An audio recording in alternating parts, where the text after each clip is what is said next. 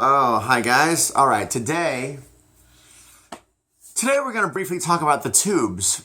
I don't know much about the Tubes. I'm going to be honest. I don't know as much about the Tubes as I should. I know about as much about the Tubes as you do. She's a Beauty, Talk to You Later, right? Those are the songs everybody knows. And White Punk's on Dope if you're older, I guess. But those are the songs, right? But in my world, it was Talk to You Later and She's a Beauty. So I bought the records with those songs on it like so long ago. So long ago. I must have bought this record 20 years ago.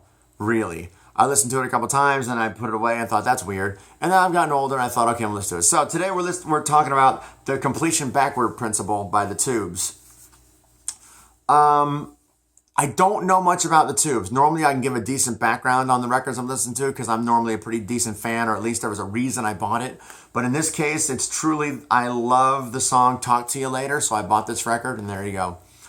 I've known that song for 30 years, right? Talk to You Later. I learned just this week that Talk to You Later was co-written by Steve Lukather and David Foster, right? I think so, yeah. Or maybe I'm thinking about She's a Beauty. I think both.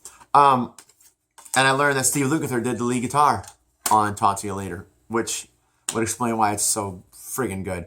So we're going to go... Overall, I don't need to go through this, I don't think, song by song. The Tubes, I remember from listening to before that was a little bit out there for me. Now, I respect this. I respect when bands don't want to do the cookie cutter kind of stuff and want to be their own thing and write songs that are not quite like, every other song. I get that. But it really kind of got too far off the beat. It got a little too out there for me. As much as I respect it, I couldn't enjoy it. Does that make any sense? And it seemed like as the record progressed, it got more and more weird. Like it did it on purpose. So the first song, Talk to You Later, great. Love it. Sushi Girl is actually really cool. Cool. David Foster produced this, by the way, which really surprises me that David Foster would be involved in something so trippy. It's not, I shouldn't say it's, take that back. Didn't mean to use the word trippy. Just a little bit not linear, not a guaranteed hit. David Foster is... I've not known David Foster to be involved in something that's not pretty standard songcraft, if that makes any sense.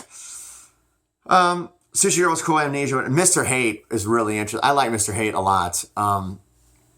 It's just, from what I get from it, I don't even know if this is accurate. I really don't. But what I get from it, it's just a guy who is a killer and I guess doesn't know it or kind of knows it. He's dealing with it. I don't know. Whatever. It's cool. And then it gets interesting, but whatever. Attack of the 50-Foot Woman. While I respect that, didn't do much for me. It just tells the story of Attack of the 50-Foot Woman, and the music is pretty cool because it does the bass does the with the beat dong gong gong gong, and then toward the end they turn that into like the 50-Foot Woman's footsteps. Gong gong gong. Pretty cool. Great musical device. Didn't really care for that song, and then I really didn't care for the rest of these. Don't want to wait anymore though. Don't want to wait anymore is a great ballad.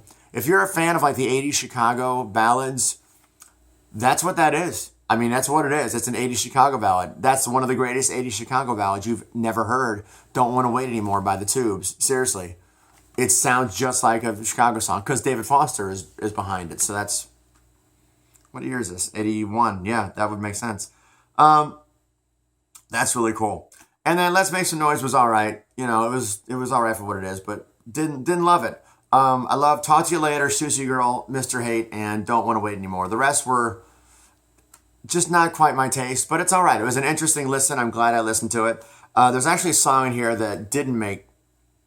There's a song that's not on here. There's a bonus track called Sports Fans, which you might find on YouTube, which I thought was enjoyable. That's all I'm going to say about that. So that's really all the thoughts I have about the Tubes, the completion backwards principle. I love Talk to You Later. Everybody does. Everyone who knows who the Tubes is knows what that is. And there were a couple other good songs on here, but they were a little bit outside the box songwriting and production wise, and just a little bit too far for me. But I totally get and respect that they just want to write kind of different songs and do different production. I think it's cool, but it just doesn't move me. So that's it. That's all I got to say about the completion backwards principle by the Tubes. Thanks for listening. Subscribe to the channel. I don't know why I always point over there when I do that, because I do that a lot and there's nothing over there. I don't know why I do that. That's it for today. All right. Thanks for listening. Bye.